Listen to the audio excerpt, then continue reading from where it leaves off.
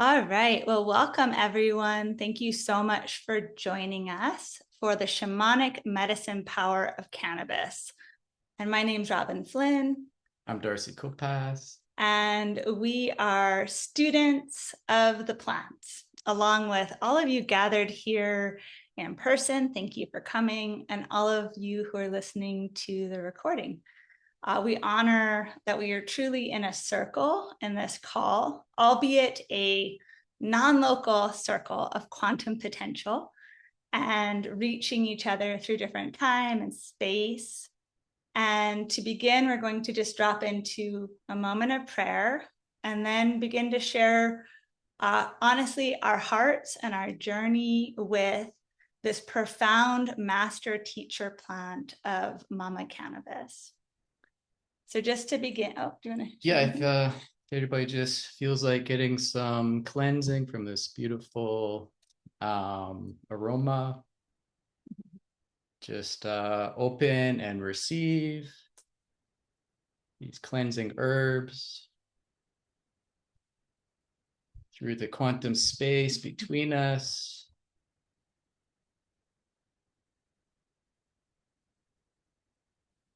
Beautiful. Thirsty. And as we begin, I wish to honor our holy ground of being, Pachamama Sophia Gaia, this goddess of life and wisdom that nourishes and nurtures each of us every day, honoring the divine spirit of creation that is in each plant, each stone, all of the wonderful wild creatures of this earth, and calling in the divine dimension of life that is Mama Cannabis, this ancient, powerful spirit, this guide, this medicine, this teacher, as well as to honor the land that we are calling in from, Apu Crystal Mountain in the Kootenays of BC, and honoring all of the First Nations of this land, the Sinites, the Tanaha, the Salics. And we pray that in some way this call can be a blessing, a beautiful blessing for deeper and deeper healing and reconciliation between all of our hearts and all people, back into sacred relationship with ourselves, with one another, and with nature as a living, animate being that we can at any moment return to. And so honoring all the beautiful beings, all of our guides, and each one of our hearts and higher selves. And I would just like to ask each of you who are listening to really know and listen first to your heart, that we're going to be sharing our experiences, our journeys, some of our research, some of our practice. But really what's the most important thing is that we take all the opinions of others and we bring it to the sacred altars of our hearts, and really to see what's true for you, to see what's in alignment and integrity with your lived experience. And this, at this time on the planet, feels essential because there's just so many strong opinions. And when it comes to the sacred plant medicines, when it comes to spiritual practice, there's a lot of opinions out there. And we pray that our work and anything that we offer to the greater collective can be in service, not to our opinion becoming some sort of platform of expertism, but that it can somehow be a support for you in your process of reclaiming your direct intuitive guidance, your capacity to listen more deeply to your body and to the profound wisdom that always lives within you. And in truth, my experience with all the master teacher plants and all the plant spirits is that they're here as our elders. They have been on the planet for over 500 billion years. Million. I always say that. Gazillion years. 500 million years. A long time. And they are truly our elders. You know, we are their children and they love us. And they are holding space for our individual and our collective evolution into becoming a spiritually mature species. And there have been more cultures that have been far more spiritually mature than our current dominant culture. And we're remembering that. And we couldn't be at this place of sharing what we're sharing if it wasn't for all of our elders and all of the spiritual ancestors whose shoulders we stand upon. So I really want to honor our elders and all the different spiritual traditions that have held us, that support us. I want to honor the elders of the lineage that we practice within, of the Pachacuti Mesa tradition, Don Oscar Miracasada and Cindy Miracasada, and this beautiful altar that we're bringing into this call. Because, you know, in each of our own healing journeys, we need those safe, beautiful, kind, generous, compassionate, fierce, loving allies to help us to get over ourselves, help us to remember ourselves, and help us to reclaim our sacred purpose in being here. And this lineage and our elders and the support we've had has enabled us to be here now and share what we're sharing. So we wish to honor all of that. I also really want to honor that we are students of the plants, that how we are approaching this call, our lives, and even those that we support through our apprenticeship programs within the Pachacuti Mesa tradition and the Path of Soul Power Medicine, which is a shamanic leadership and plant spirit medicine apprenticeship we facilitate. We recognize that we are here holding a container, a space of loving presence for the direct connection, the direct relationship between each person and these spiritual forces within creation, that we are their assistants and not the maestros, because we're truly in a time where the guru died. The guru archetype is dead. It died about 20 years ago, and it's been reborn within everything and all of us. For the guru resides within each one of us. And the master teacher plants point us back to this. And we're here today in honor of the reclamation of the shamanic medicine power of Mama Cannabis. Now, Mama Cannabis is controversial. Even as we began to offer this, offering this was kind of in controversy. There's lots of opinions about this, and we all have been in some way connected to this plant. There's very few people who have never worked with cannabis, especially in our hippie groovy neo-shamanic circles. And also it's a plant that is spreading like wildfire because of the new scientific research being done for the medicinal applications. So it's a very relevant plant to speak to. But when we, are speaking to this, what we realize, similar to our last call on the sacred tobacco, is that there is a great deal of disconnect and very few voices speaking about the shamanic medicine power of this plant. There's a lot of voices speaking about the medicinal benefits, the growing, the industry, the THC or cannabinoid or the endocannabinoid system, There's a lot of people, including people we deeply respect, like Stephen Gray, who's written amazing books on cannabis as a spiritual ally, who honor it as a way to work with contemplation, with Buddhist psychology, with different states that we find ourselves in, and expanded states of consciousness with the plants or powerful shamanic or meditation practices. But there's not very many people speaking about the spirit and the spiritual force, the intelligence that Reina Maria, Santa Maria, Mama Cannabis is as a being.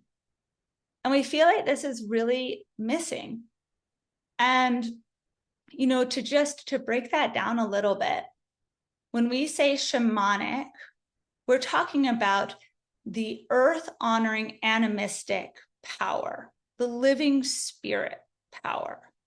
Now, we're shamanic practitioners, which means basically we have spent our lives since we first found the ceremonial practices within the Kamaska, Curandero, Washuma traditions and the ayahuasca traditions of the Amazon. We just got fully, we drank the Kool-Aid and we went deep into the pool, as it were, or whatever analogy you wish to use.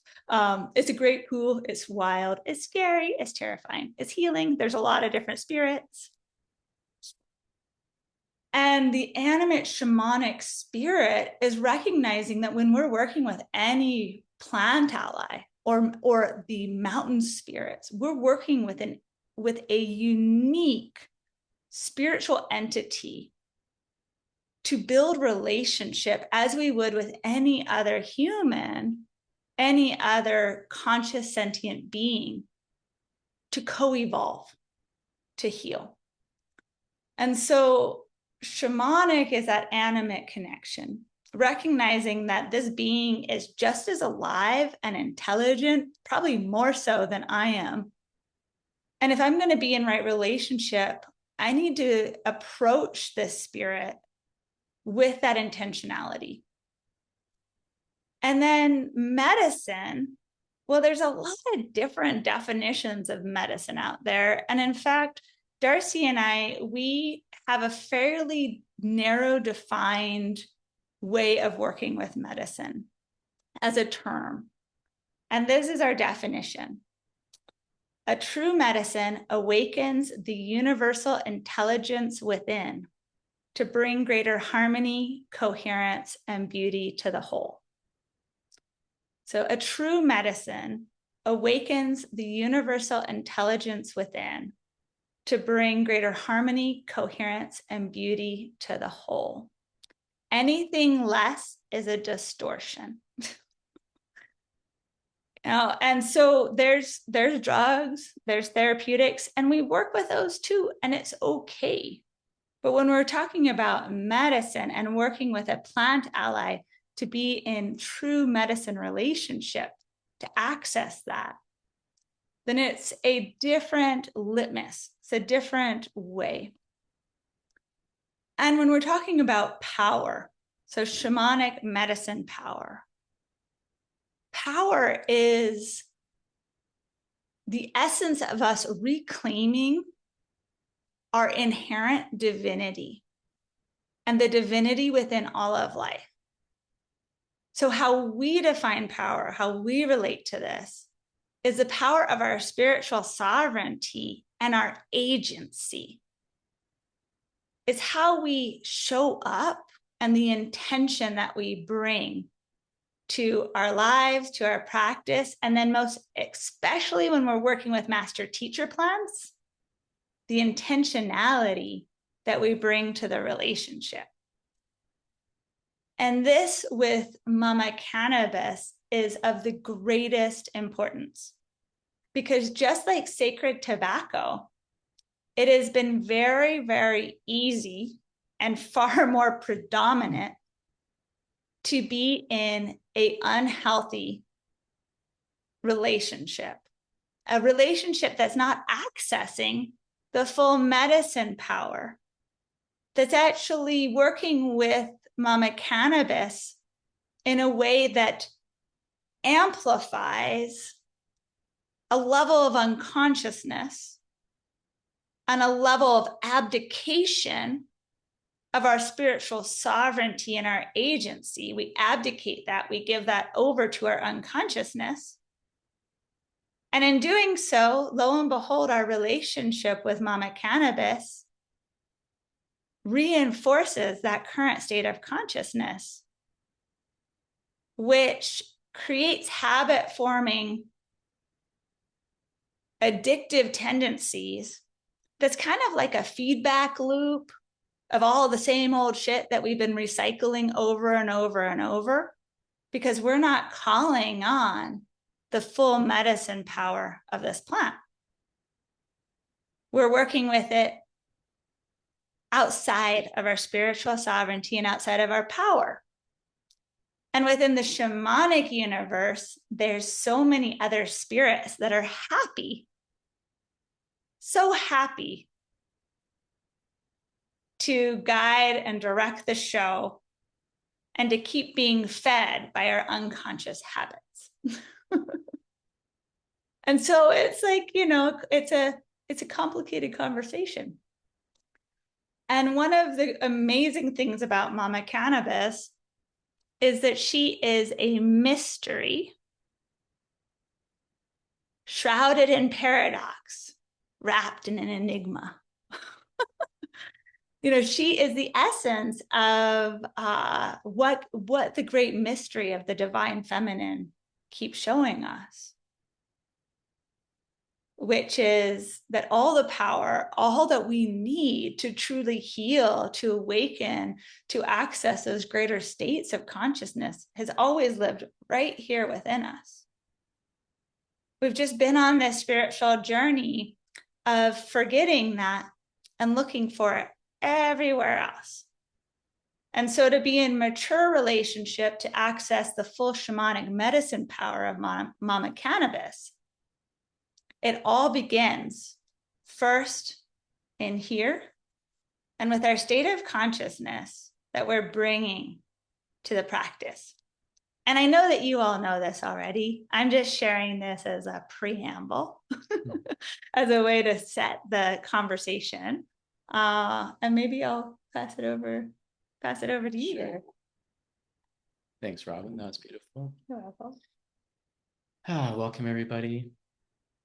Can't wait to dig into this topic, this beautiful plant medicine, plant spirit. I love this plant. It's been a gradual love story of getting to know this plant over the many years. It's a miracle plant. It is literally a miracle plant. And it's fascinated me for a long time. I've been researching this plant probably for 30 years. Starting with, many of us working with this plant in more of a recreational level, recreational way as a teenager, as a student in high school and university, having mixed success of having fun with friends and laughter, but also paranoia and confusion and doubt and anxiety. It's kind of a mixed bag. And I wasn't quite sure that I even actually enjoyed it, but it was, a way of connecting with my friends, my buddies. There's definitely some fun times, but I also had an affinity to it and understood like, wow, this is actually a very powerful psychedelic, what I knew as a psychedelic in the past. And then over the years, over the last 20 years, I started to initiate more into working with some of the other master teacher plants, and in Peru and in the Amazon, working with ayahuasca traditions to start with. And the ayahuasca traditions didn't like this plant, at least the ones that I worked with. They found that this plant, anybody that they are working with that had worked with cannabis, it got purged out of their bodies in a very sticky way. A very sticky spirit would come through in ceremony. And this is what they just saw. They just saw like this sticky spirit that would just keep manifesting itself to be cleansed from from the people in the ceremony. And I came to realize that the reason this was happening was because most of the cannabis use was not worked in a sacred way. And so ayahuasca doesn't like that. If there's plant medicines within our bodies that we worked with that haven't been worked with in a sacred way or a more ceremonial way, ayahuasca will tend to release it. It's not a high enough vibration for ayahuasca. And so this is also with other medicines, mushrooms and LSD and things like that, that will also purge if not worked within a sacred manner. But it always confused me. It's like, why didn't they, they had this sort of negative view on cannabis. I understood. I also saw it within ceremony. And so for a long time, I actually stayed away from it, just working with the other master teacher plants. And then about 10 years ago, actually, I got cancer. And so I had to, work with this illness. And, at that point, I really faced the illness, the cancer, and I quit my job and I did Gerson method and did 12 juicings a day. And so I was looking for all different modalities of, really help with this healing path that I was on. And I had a really good friend that was a grower, and he made really good Phoenix tears, which is cannabis oil. And it's well known that Phoenix tears can really help with the process of working with cannabis and can have really miraculous results. And so for a while, I was working with Phoenix tears every day, and it's a very strong medicine. Every night. Every night, yeah, very strong medicine. And I'm actually very sensitive to cannabis. I'm healthy now. I'm recovered now from that, but I really give credit to these Phoenix tears and cannabis for helping with that. And through that month or two that I was working with cannabis, I really was immersed in the consciousness of it. So I was working with it every night, very strong doses. So it was very similar to a dieta. I was doing this dieta with this, amazing plant. And so I created a really strong relationship, and I started to see that there was a very strong consciousness to this plant. Not only in a strong medicine for body, but also for more of a spiritual shamanic healing. And so after that, I started to work with cannabis more in a ceremonial way. And I realized that cannabis is a very narrow path working with Mama Cannabis. And I had to do a lot of work on my relationship with this plant and how I worked with it and the boundaries that I had with it and myself. And so for many years, little by little, I saw how cannabis wanted to be worked with. And what I found, and maybe everybody's different in this way, but I found that cannabis, it's very similar to a temple, to an ancient mystery school, where there needs to be incredible respect, incredible commitment, reverence to this plant. And I had to decide, I had to make a commitment that I would work with this plant in a very sacred way, and only in a sacred way. Because I'd work with this plant outside of ceremony in a recreational way, and I'd kind of fall back in some patterns. And I realized, oh, cannabis Santa Maria wants a commitment of, being very structured, very committed to this narrow path. And so I made a commitment to it that I would only work with it in a sacred way, in ceremony, in ritual. And I wouldn't work with it in a recreational way anymore. I wouldn't go to parties with it. I wouldn't smoke it with other people in a recreational way. And then I found the medicine just opened up to me. And then it became a shamanic medicine. And so working with many other plants, and then initiating in the shamanic realms and the animistic traditions really showed me that this plant is as powerful as all other plant medicines, right? But it has to be worked with in a very structured, very sacred way.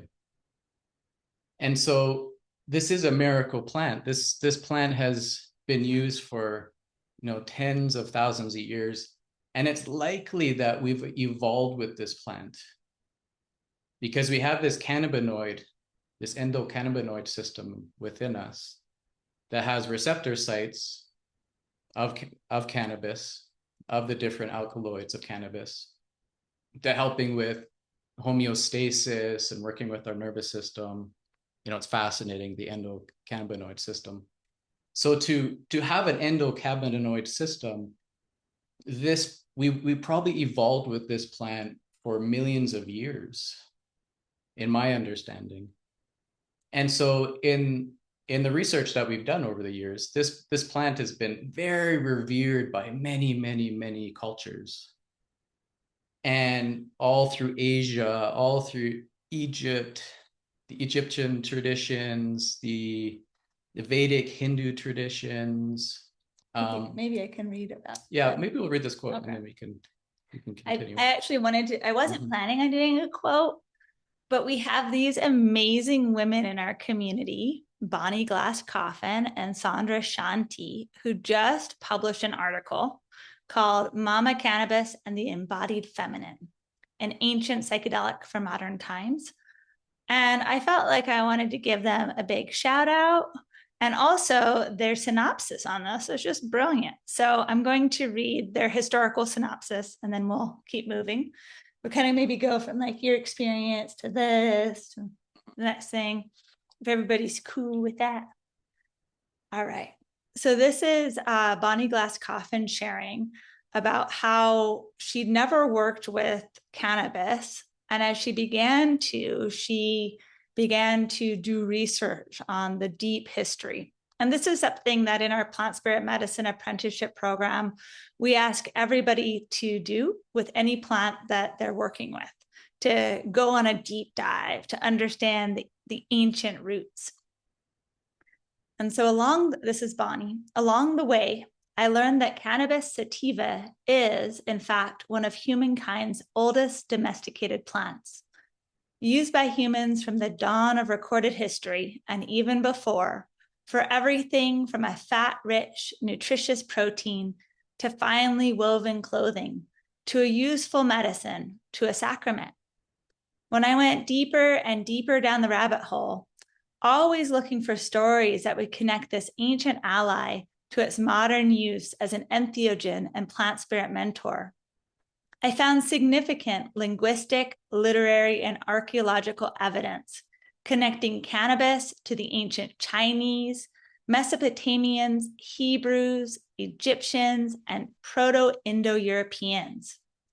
I learned that the ancient Scythians inhaled its vapors and associated its funerary rituals, and discovered how it moved with the earliest horsemen from the steppes of Central Asia to India and ancient Persia. As I read and I learned that inhaling cannabis vapors and also mixing it into beer and strong wine helped to facilitate firsthand death and resurrection experiences in what Brian Marascu, I can never say this guy's last name. He wrote the Immortality Key, which if you haven't read that book, write it down, the Immortality Key. Get it and read it right away. Okay, Brian has termed dying before dying. But Brian ignores the important role cannabis probably played in these rituals, and perhaps even in the Eucharist of our Paleo-Christian ancestors. I learned about the consecrated anointing of ancient high priests, and even perhaps Christ, the Messiah, with ointment made from cannabis. Called cannabosum in the Hebrew Bible, it may account for the visions of angels and demons experienced and recounted in those scriptures. I learned that the stories of its association with divinity and with the divine intervention are also well represented in Vedic and Zoroastrian religious traditions. In the Vedas and the Zen Avesta, I learned that it was consecrated to Shiva and was Indra's favorite drink, and that it was even associated with the nectar of delight known as Amrita. From these sources, I learned that many seers and prophets, poets and visionaries, from Zarathustra and Rumi to the sadhu devotees of Shiva to ancient Hebrew prophets, were likely under the influence when doing their best work. But while searching for discussion of its spirit essence, or even how it was used in modern times as an entheogen, I found very little to guide me. So thank you, Bonnie. Yeah. Thank you, Bonnie and Sandra. You might be on the call right now. I'm not quite sure. But yeah, beautiful research. We'll be sending that article out. Yeah, this plant is extraordinary. And, you know, the research in when this plant became illegal in 1920s or 1930s, the power that this plant had and the influence that it had was phenomenal. What this plant could do, not only medically, not only spiritually, but the usage of hemp in many cultures. At that time, hemp was like huge with paper making and making plastics, biodiesel, competition to the oil and gas industry. And so there's actually a political economic reason why hemp and marijuana and cannabis became illegal during that point, was more because of the industries that it was encroaching on, because it was a miracle plant. It grew so easily around the country. It didn't need a lot of pesticides, and so it became illegal. And then it's been illegal for 90 years or so. But it's amazing that now we are in this time where cannabis is becoming more accepted, and it is increasingly becoming more legalized all around the world, but specifically Canada. In the States, there's now, I think, only 6 states are not have legalized the medical use of cannabis. It's legalized in 50 countries. So there's this resurgence of this amazing plant right now on the planet. It's worked with by about 250 million people around the world work with this plant. Most people are not working with it in a spiritual way. Like pretty well, 99.9% of people are not working with this in a spiritual way. But it has that potential. And that's what we want to talk about today, is because this plant has been vilified and demonized and marginalized for almost 100 years, right? There's a need that we need to reclaim the spiritual nature of this plant, the ability that this plant has to help us evolve and transform and heal. And it's a very accessible plant. Like it is everywhere in the world right now. It's everywhere. It's easy to find. It's easy to grow. Many places it's actually is legal to grow. And now we need to reclaim, to rediscover, to remember how to work with these plants in a sacred way again. So thanks. Yeah, we're getting on our soapbox here. Feels good. Thanks. And what I would like to kind of speak to within this is, when we felt the call, the tap on our spirit to offer this call, we recognize that like across the board, there's a lot of big feelings and opinions around cannabis. From like what we've been more immersed in, which is the plant spirit medicine traditions and the different lineages that have, really don't like and don't recommend working with cannabis for some of the reasons Darcy mentioned earlier, that it can bring a lot of heavy energy in when we're not in full consciousness with it. But also, this would be controversial because of how we're proponents of working with it, which is only in ceremony as a divine sacrament. And that in itself is like, well, who are you to tell me that I shouldn't work with it every day?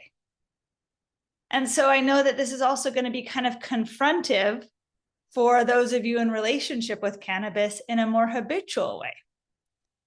And then there's people like me who grew up in a cannabis haze, not from my beautiful mom here.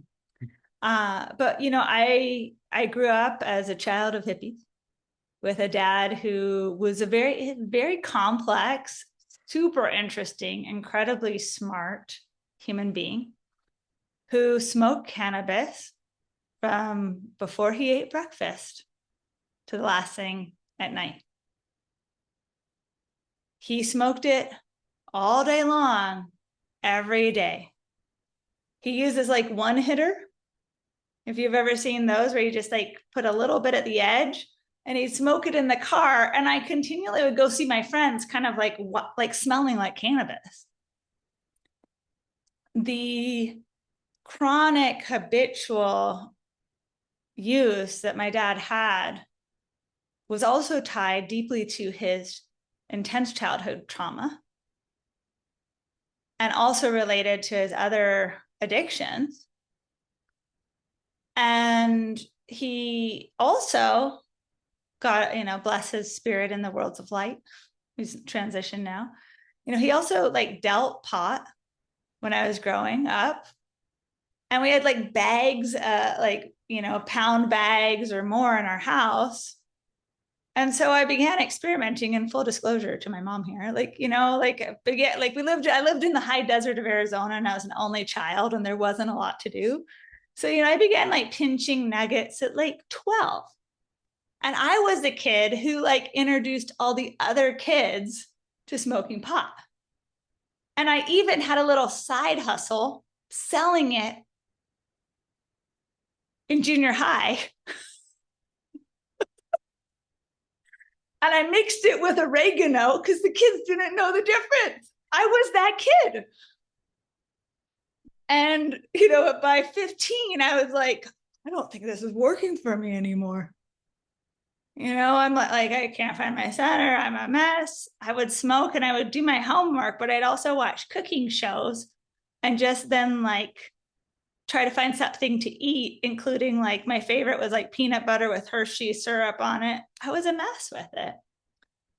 It took years after I quit at 15 because I started to have breakthrough psychic phenomena that I couldn't handle, including being inside of other people's bodies, having intense telepathy, having different spiritual or energies that were really frightening. And then it took years for me after I left home and one of my first boyfriends who also smoked pot chronically to start to realize actually just how much the spirit of cannabis felt like it was always another spirit in our house. And how my dad's addictive relationship and his relationship to cannabis was always felt and was in fact more important of a relationship than the relationship he had with me or my mom. That the few times I asked him to not smoke, like my high school graduation, it was not okay. And he still got high for it. I just didn't want him to because he smelled like it. I was like embarrassed by it. Yeah, it was like he was a complex guy. And so when I, first found the sacred plant medicines and really began my healing journey in earnest, I recognized at that point that there was some things I just couldn't be around on a deep level. And it was anybody who was really drunk, because I'd grown up around so much of that with my dad, not my mom, or chronic cannabis use, or even recreational, because it actually, I shaped around it in not a way that I wanted. And that wasn't beautiful. I didn't want that in my life. And so lo and behold, I met Darcy, who lived in Nelson, BC, which, by the way, some of you know about Nelson, but some of you don't know about Nelson. Now, Nelson is a capital of cannabis in North America before the legalization. So I moved to the cannabis capital growing place in the whole, all of North America. And I got here at like 25, and I was like, I can't be around this. I'm in a healing journey. And I haven't seen anything in this relationship with cannabis I want anything to do with. And I especially can't have it in my house and with my partner.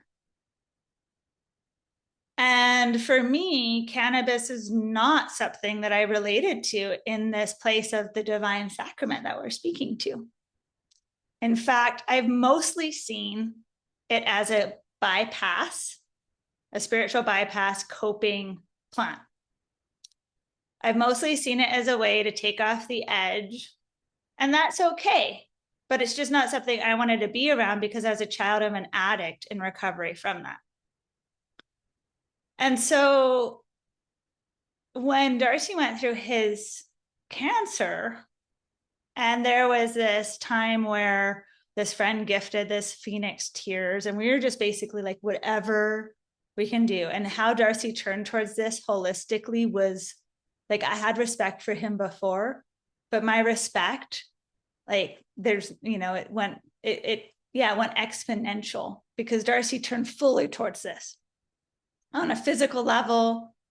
He, did the 12 juices. He did the coffee enemas. We worked with integral doctors. We worked with Western medicine. We had a whole team.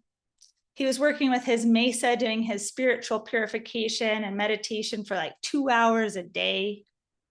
And Phoenix tears and cannabis came in as a medicine. And because he turned towards it fully as a medicine and asked for it to be only a medicine, a new spirit came in than anything I'd ever experienced. And it was clean, and it was beautiful, and it was powerful, and it was a resource. And I could feel that for him, and then it was for me as well. He convinced me one night, because I have a hard time sleeping sometimes, to take it because he was sleeping so well. And I took this little bit of the Phoenix tears. 3 hours later, I woke up and I was sure I was dying. I was like, I can't breathe. Like, I need help, but I can't even move my arm to get help. Because because I grew up in a cannabis haze, I became like hypersensitive to it. Or there's something that happened where that level of continual exposure created a hypersensitivity that has been really challenging for me to navigate. So that was the last time I worked with that. And I was like, never again, because every time I take it, I think I'm going to die. And so Darcy made this new relationship, and I had an incredible amount of anxiety about it. Because I was like, is this going to be like this other woman in our house, like it was growing up, that becomes more important than any other relationship? And I still remember sitting on the couch and him being like, I think this is really a plant I need to deepen with. And we were talking. I was like, the only way I can be okay with this is if you make this, and you choose to have this only be a ceremonial relationship. And if you'll commit to that, then you have my full support. And he was like, all right, I'm not going to be working with it every day because I've healed from cancer now, but I commit to only having this be a ceremonial relationship. And then, as a highly sensitive human being, with a lot of shamanic experience and open vista shamanic site, and working with so many people who are healing from addictions in our work, including the addiction to cannabis, including the addiction to tobacco, including the addiction even with some of the plants that are honored. I began to see that what Darcy was channeling through was absolutely a true and pure medicine. And then that opened me up to the true spirit of Santa Maria. And it was a massive healing in my life, even though it wasn't one of, still to this day, I don't consume cannabis. I'll just barely be in the presence. But I do work with cannabis in other ways to receive her beautiful medicine as an essence, as a spirit.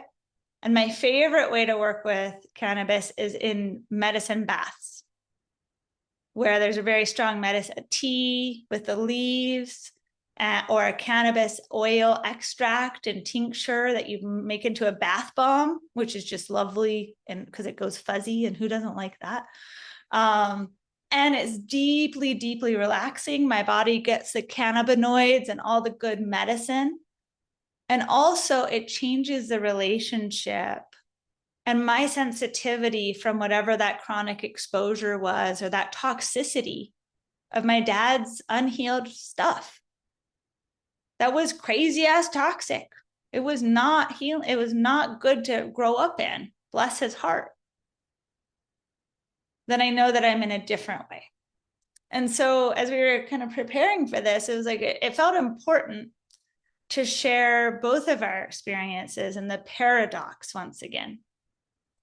Because with unconsciousness, the shamanic medicine power of cannabis can speed the path to self-destruction.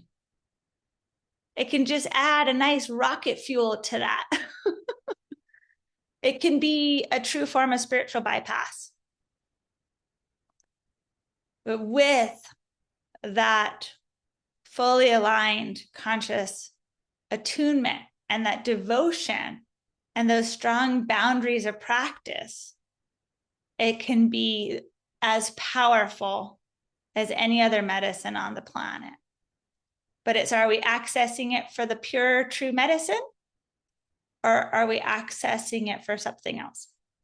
And there's no judgment there even for me, because I feel like, hey, to take it to help you go to sleep, way to go. If you're not sleeping, that's an incredible medicine for elders. There's many different approaches, so there's no judgment. It's just not accessing that pure medicine power. And so please know that we hold this in that sort of big way. There's a little bit of my soapbox. We got like some different perspectives here. We don't always see eye to eye, but on the sacred dimension of life around this plant, we're very aligned. There you go. Beautiful. Maybe we have more to say, but I was wondering if anybody has any questions or comments, reflections. You can unmute yourself or write it in the chat. And what I would like to say is, I know that on this call we have literal experts, people who've devoted their lives to learning from cannabis, to serving with cannabis, growing cannabis, the incredibly high integrity human beings doing good work, helping people to heal from all sorts of imbalances in their bodies and reclaim how to be with this in a good way. So I just want to honor that though you are present and I see you, and I thank you for being a part of this as well. And if there's, any questions or reflections, recognizing that in an hour, we're barely going to be able to scratch the surface here.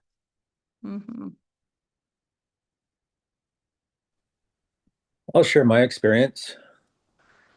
Yeah, I think I smoked my first joint when I was 11, and I went through high school, quit school early. I was a logger, and I had a relationship with it, like that recreational use, and then I just got burnt out so much all the time and paranoid. I quit using it when I was about 20 and tried it several times over the years. Buddies would get me to smoke it, and I had learned I had a really low tolerance for it. But about 8 years ago, I ended up I was on antidepressants, and I was talking to my doctor about this is when they're starting to talk a lot about medical use of cannabis, and I talked to my doctor. She didn't want to talk about it. So I weaned myself off of the antidepressants, and I used really low dose cannabis oil, and I was making my own capsules. And what I like, so the dose I would use is about, say, 3 to 5 milligrams. If I was to go above 5 milligrams, I start getting really paranoid. Or if I take a couple tokes off a joint, and that's when shortly after that is when I started working with other medicines. Like I had some guides I worked with here, and uh, sitting in ceremony and therapeutically, and developed this respect for like psilocybin and these other medicines. And I was saying about 5 years ago, people in these circles I sit in, like I haven't met anyone that works with cannabis like ceremonially, like as if you would work with psilocybin.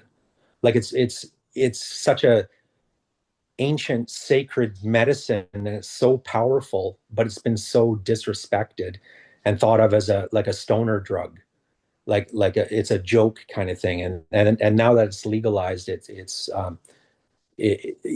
was it's interesting how now that it's legalized, there's not a lot of doctors or people working with it as a medicine, or embracing the power of it. And I was saying to some of these people I sit with in circles, I wanted to experience sitting in a ceremony with someone that works with this medicine, to like the way, like if I like using it, like say 3 milligrams, and it's just really like a nice light microdose.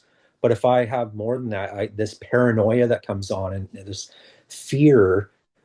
And I was wondering, is this just a medicine I shouldn't work with, or is it just amplifying what's inside, and is it showing me something I need to look at, like similar with if you're working with psilocybin or something. And I haven't found anyone that has actually um, offered that, and I find it really interesting.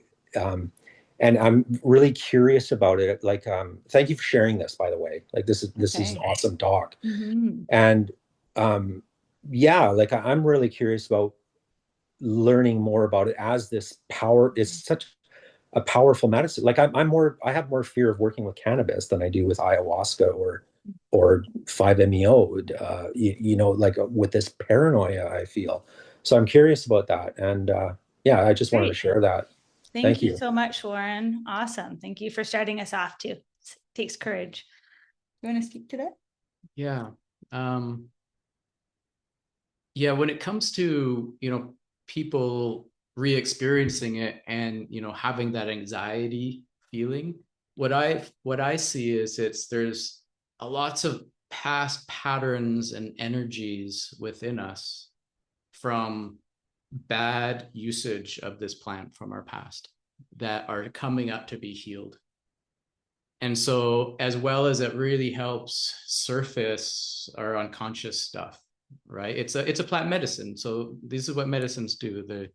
We can have amazing, blissful experiences with these medicines, but a lot of times they actually get us to do the work of releasing these energies that don't serve us anymore.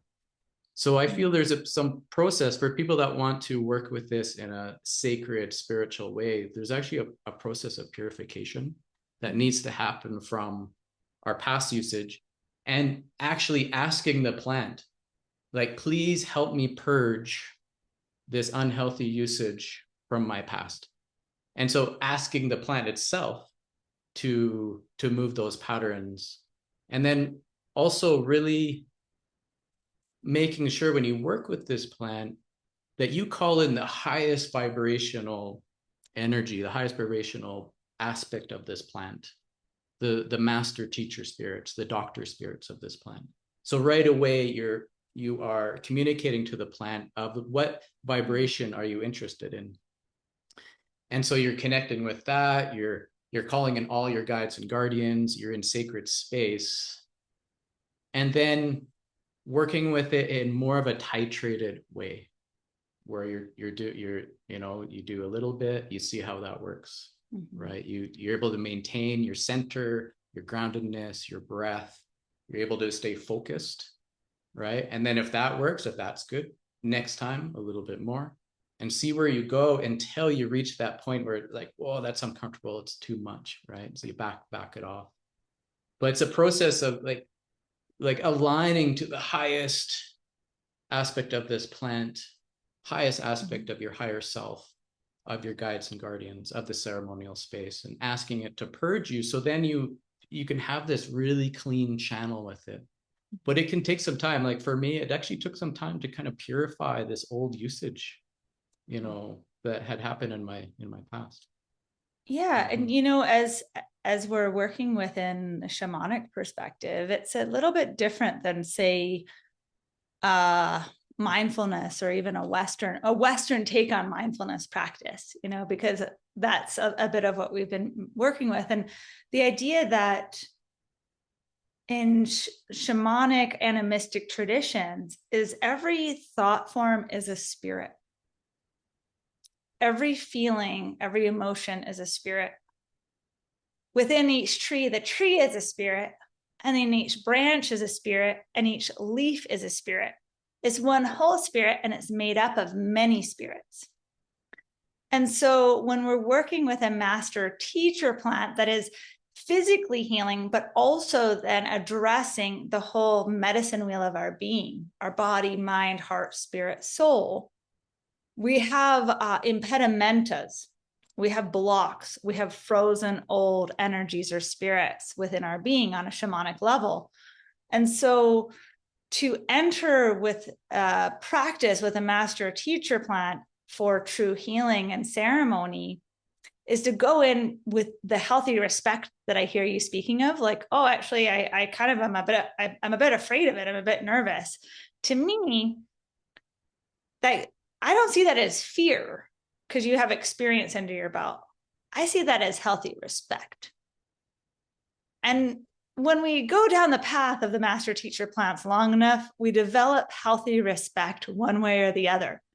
And it's usually by losing our shit a couple times, by it being too much, too big, too intense.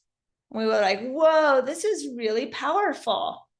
I need to have some consciousness and intention and moderation and basically respect, which if we just see it as a plant to be used, or we see it as a plant to break down into all of its constituent parts and to isolate and see what we can synthesize to make money from, we're like way far away from this healthy respect of the divine sacrament.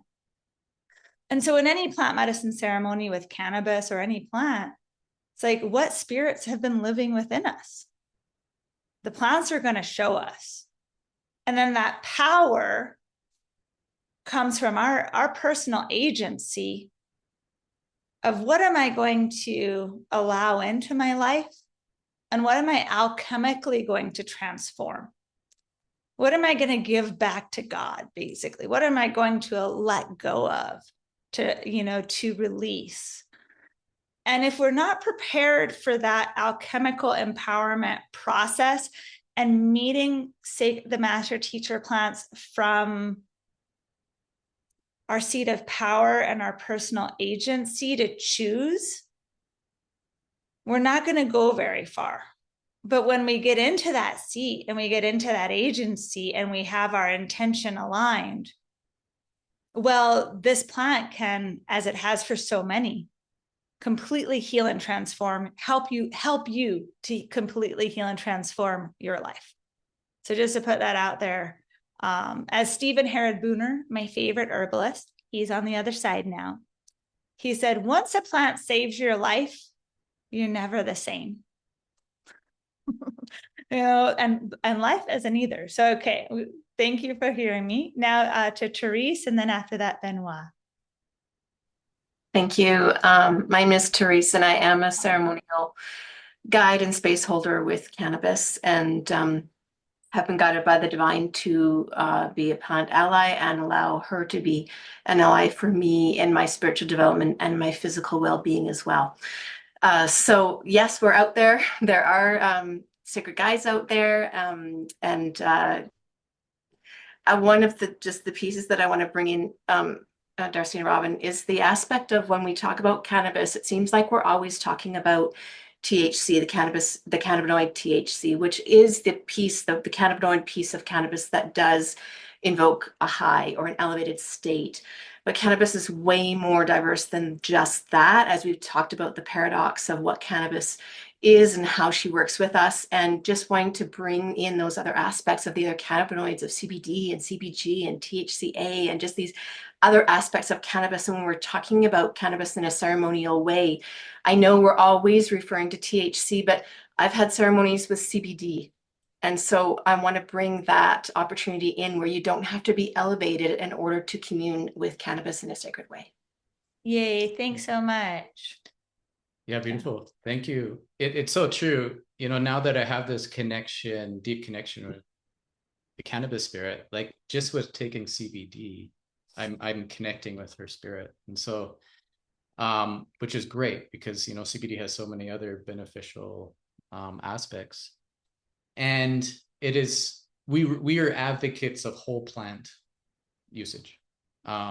We really feel that's when the spirit of the plant really comes out.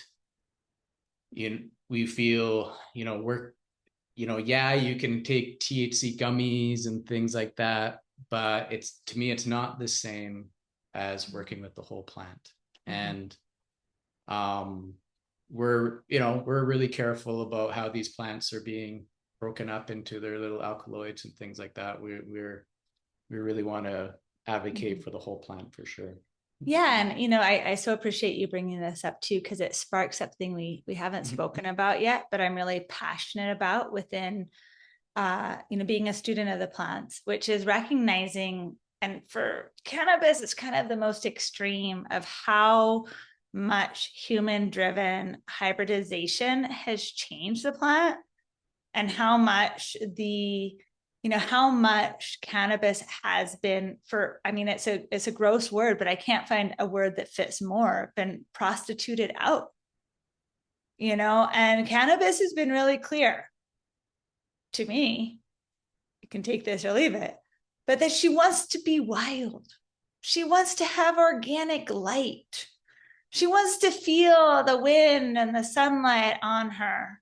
She wants to have nutrients in the soil.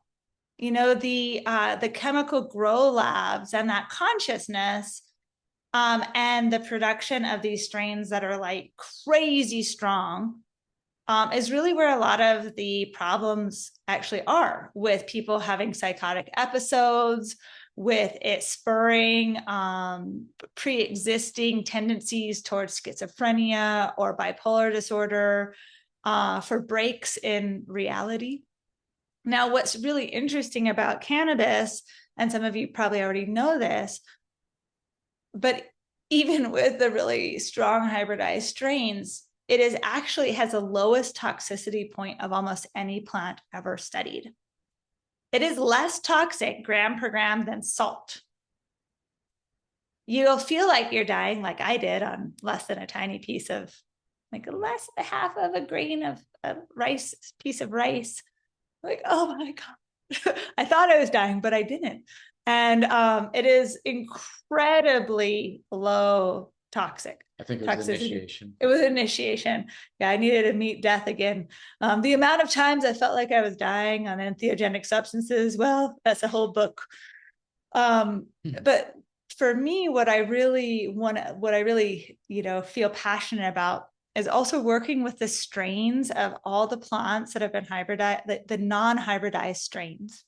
And you can find those with cannabis. There are still some that haven't been super hybridized.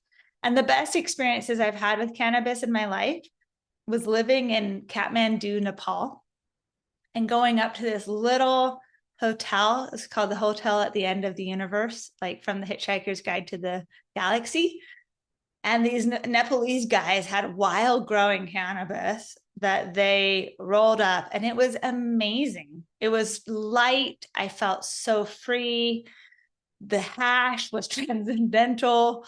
I went to some really profound places. But then when I came back and I tried cannabis and the hybridized strains and the grown strains, I had a totally different experience.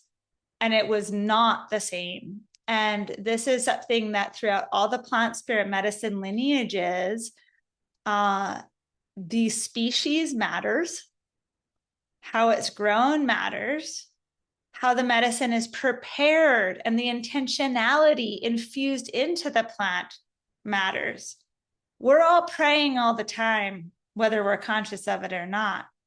And so the stress of the grow ups, the paranoia, and this is something that maybe I can bounce over to you because Yeah, so we highly recommend, if you're going to work with this beautiful plant, to grow it. Find some really, and of course you're grown seeds. up, so if that's legal where you are, exactly. we're whatever caveats we need to have to be in the safe zone. Yeah, to grow we're in it it now. You know what area you're in. In Canada here, we can grow a certain amount. Because what I realize is that, like Robin said, there's a lot of stress in the cannabis industry, and it goes right into the bud. And then how many hands is it passed to get to that little baggie that you buy at the store? So after, once in a while I'd try a different strain, but I'd get anxiety from smoking that strain. And I realized, like, oh, it's not cannabis. It's actually the growers, the production, the 30 hands that it took to get to me.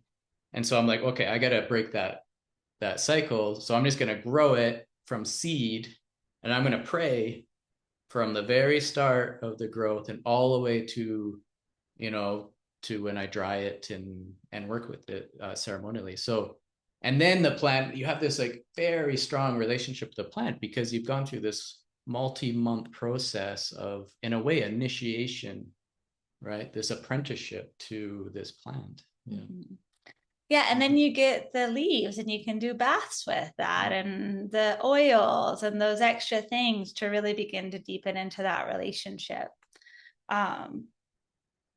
Let's see, we have Benoit. Your hand is raised. Would you like to share? Hello. Yeah. Thank you for this conversation. Good timing. I'm appreciating your perspectives and your stories, and also especially highlighting that each of us will have our relationship with the spirit of Santa Maria as well. And it feels affirming as I kind of like collect my experiences and my journey. What wants to come through at this point is that, right before going to Peru for the pilgrimage with you, I was introduced to cannabis in a ceremonial setting. And this was cannabis that was grown by at least a friend of the person with whom I had it. And we did some amazing body work that changed my life. And then went to Peru, came back after having sat with ayahuasca and washuma and some other medicines. And my relationship completely changed from that point. And it was almost like I was being brought back into ayahuasca every time that I had cannabis. And so I quickly realized that it was no longer a recreational activity. But over time, and this is the piece that feels really interesting as I'm kind of processing in real time right now, is I would consume it in a more social setting with my own intention. Perhaps the intention wasn't voiced out loud, and I would often feel anxiety. But what I started tracking is that I was tapping into the collective field of anxiety. And my experience is that oftentimes I was actually brought to like pierce that field or like bring some kind of awareness or harmony to it through my expression, which felt very personal and individual. But over time, realizing that it's not necessarily my anxiety that I was dealing with or meeting in that space. but that there was a shift in the collective space when I engaged with the fears that were being brought forward, and that they became very real in the moment as it was happening. So it feels like really powerful shadow work that is happening as I commune with her, even though others may not be um, bringing the same intention as I do. Just recognizing that there's like shadow work for the collective or for a group of people has really helped me navigate and grown and healed through my own anxieties because it was crippling at first. So just wanted to share that anecdote. Cool. Thanks for that. Beautiful. Thanks. Yeah, I mean, and I guess there's, what I appreciate in what you're sharing is a consciousness of like, okay, this is happening. I'm tapping into this field and I'm willing to do this transformational work here. And I honor your willingness to take on that karma. And and that you have that and you've had the inner resource in those moments. And I think that level of self-awareness to recognize I have the inner resource to see this and to not identify with it. And that's really speaks to where you're at in your life and your soul path and your walk. And and for others it's like, well, maybe I don't want to take that karma on. Maybe I'm not resourced enough in that moment, and maybe that's actually taking on more than I can transform. And I think one of the most important things for me as in this, like the healing and awakening journey, which we're all on, and true healing is an awakening journey, because true healing is embodied, and awakening, to be truly awakening, is an embodied experience. And I think that process of when we're in this true awakening experience and true healing experience, to know what we can take on and to know what's too much for us to take on, to have that level of discernment. And so I appreciate that you brought all that perspective in, and also just wanted to kind of add that piece in of how resourced are you? And it sounds like you have that resource. Mm-hmm. Is there any other reflections or questions? Good. Oh, hi. Cool. Yeah. I wanted to just say thank you, everybody. I so appreciate the integrity of this whole thing, and tremendous appreciation for the consciousness you're bringing to this whole subject matter, and all the plants. Something that has worked for me with any of the plant medicines, and certainly with cannabis, is to sing. And I don't do it socially, unless it's an intimate friendship where we're going to bring this sacred quality into our work with it. But I wouldn't want to do it in a social situation where I'm open to other energies, because probably wouldn't have permission in that context to transmute it in the way I might be moved to do that. But if you can find, this has just been helpful for me, if you can find a melody, if you like to whistle or hum or whatever, I found that if there's, I don't have anxiety with it anymore, but sometimes, and I haven't for the most part, but sometimes there can be an intensity to it, where I have to center. I have to do some very intentional centering with it. And I found that if there is some discomfort in my body or body mind, I've just found that if I can find the song that wants to come through, that can have a beautiful centering effect, and directing that energy properly in a coherent way and in a grounded way. I've also found that if you have a favorite mantra, just lean into the mantra gently, but not pushing away the feelings necessarily. And along with that could be breathing, just letting yourself really breathe and move with the feelings through the breath. That's been very helpful to me. Yeah. But I've had a long relationship also since I was a kid, and of course, as kids, we didn't know what we were doing, And but I do remember. I don't know, when I started smoking, I guess when I was 15. And then when I was 16, I really started, getting into it. And again, not unusual. But then in this case, it started turning my attention inward, and I started getting some healing and some insights. It really began my spiritual journey, I would say. And of course, as kids, we did it way too much. But then over the years, and then I had a period of years where I didn't use it, and I just did my inner work, my spiritual practice as a path that I was on at that time, the meditation, a yogic path. And I found that when I came back to it, there was a center and an inner stability that allowed me to work with it in a respectful and an intelligent way.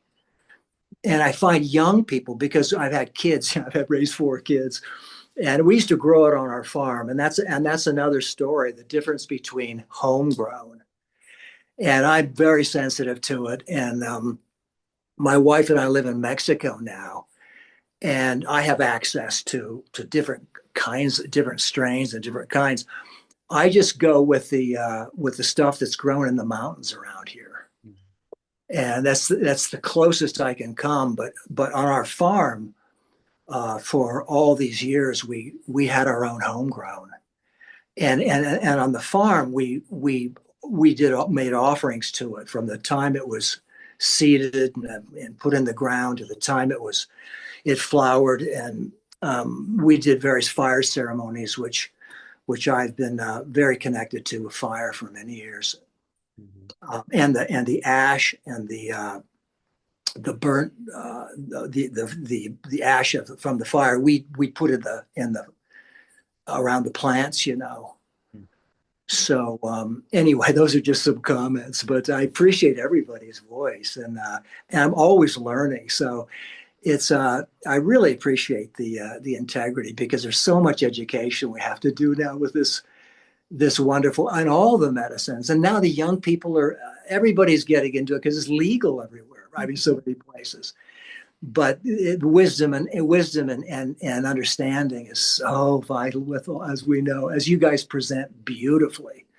Oh, well, thank you so much, David. Yeah. So anyway, yeah, thank you so much. That was beautiful. Yeah.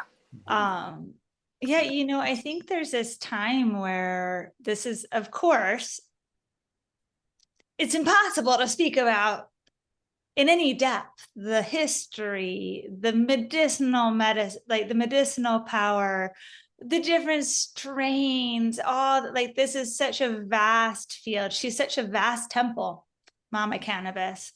And so, our intention with this call is to really begin to invite in that return to the sacred relationship, the sacred dimension of life. And of course, if we're disconnected from our own sacredness, it's really hard to reconnect to life from that sacred dimension. But one of the great things about the master teacher plants and entheogens is that they can take us beyond ourselves, and they can help us to remember at times. And we honor all the sacred teacher plants, which is every plant. But I also want to just add at the end here that we also recognize that for some people with cannabis, like with sacred tobacco, the only right relationship is not consuming. And to know thyself, as the great mystery schools and the Temple of Delphi, which was a super entheogenic temple. Those ladies were getting ripped and talking tongues and connecting with the divine. And it's like, know thyself. And so in, developing this relationship, continuing this relationship, have that healthy respect that Warren was speaking about, because she's powerful and it's easy to use instead of commune. And yet simultaneously, if you work with cannabis every day to sleep, to work with inflammation in the body, to help in these different ways, keep working with it, but call in the prayers, call in the sacred dimension. And maybe together we can learn how to create a new culture that's not just about what benefits we get and what usage we can find, and more about how deeply we can commune with our own divine nature, our own hearts, and the greater living intelligence of the Gaian matrix. And we can remember together our wholeness and the wholeness of the earth, and how we can only ever truly heal by returning to nature. It's just a place where it happens. Anything else you want to share there? Yeah. Yeah, she is an incredible gift to the world. And she wants to be worked with in a sacred manner, in right relationship, with reverence. And I just want to mention one extraordinary aspect of her is that she is a divine guide to the divine feminine. And this took a long time for me to understand that she is herself a divine feminine being, and she has access to the divine feminine energies and the many, many other divine feminine spirits that we have opportunity to connect with. And this is an amazing aspect of what she is offering. This really beautiful, divine, feminine goddess energy. And I encourage you to tap into that aspect of her. I really feel she is a piece about bringing the divine feminine back into the world. The divine feminine has also been marginalized and separated from, humanity. Prostituted out. So there's a deep connection there of the divine feminine and this new renaissance of this beautiful plant spirit that's happening on the planet. So cool. Yeah. It's a good way to end. Yeah. Cool, friends. Well, thank you so much. And, we're offering this also. If you're interested in more of our work, you can check us out at visionaryhearts.com. And we still have space in this year's Path of Soul Power Medicine, the Shamanic Leadership and Plant Spirit Medicine Apprenticeship process. And this is where over 3 years, we directly apprentice to the plant spirits that call to you, that step forward and ask for you to become their assistant, the human on the ground with the 2 hands and the 2 feet, and the assistant to the greater fields of medicine and healing. And so if you're interested, you can check out that on our website or just shoot us an email. And that begins September 17th, 2025. And then we'll be taking a wait list for the next year as well. So thank you all so much. Many blessings, much love, and we'll talk to you soon. Thanks for coming on the call. Blessings. Okay, bye for now, friends. Big love, big love. Thanks, David. That was awesome. Oh, we have Thank 40 you. new. Oh, yay. Oh, wow. Thank Big- you.